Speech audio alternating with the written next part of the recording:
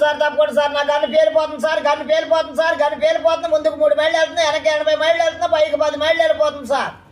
AK-47 sir AK-47 తీసుకొని పాకిస్తాన్ యుద్ధానికి వెళ్ళి ఆ జీడికాయంత జీపేసుకొని తుమ్మకాయంత తుపాకి పుచ్చుకొని ఎలకాయంత డైవర్ తీసుకొని ములకాయంత కేంద్రం తీసుకొని బయలుదేరా పాకిస్తాన్ యుద్ధానికి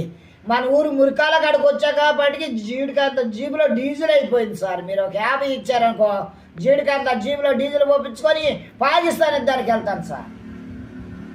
మాకే కోట్లకేం కోదం లేదు లక్షలకేం రాసి లేదు సార్ మా ఇల్లంతా వింటే మా పొయ్యి నిండా బంగారం ఇంట్లో ఈగల మోత బయట పలకల మోత చూసేవాళ్ళకు సూపర్గా ఉంది మా ఇల్లు మా ఇంటి ముందు రొచ్చు ఇంటి వెనకాల నాపరాలు ఖర్చు ఎప్రాళ్ళు గుద్దుకున్నాక నాపరాళ్ళు బద్దలు ముక్కలు అయిపోయినాయి సార్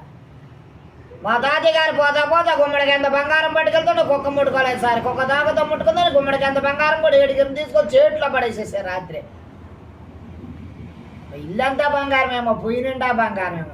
మీకు ఏమైనా కావాలంటే చెప్పండి ఒక లారీ ఇప్పుడు ఇక్కడ ఉండి నెంబర్ లేకుండా ఫోన్ కొడితే గుడివాడ ఆఫీస్ నుంచి ముద్దులే లారీ మీద లారీ టన్ను బరువుతో పంపించేస్తారు టన్ను బరువుతో బంగారం పంపించమంటారా ఎండు పంపించమంటారా బంగారమే పంపించమంటారా అయితే మరి మీరు 3 మురికాల కట్ట మీద కూర్చుంటారా నేను రాత్రి 10 పగిలిపోయిన వాడ మీద వేసి బంటకాల నుంచి పంపించేస్తా 10 టన్నులు బరువుతో పగిలిపోయిన వాడల నుంచి ఎలా వస్తారు మరి మీరు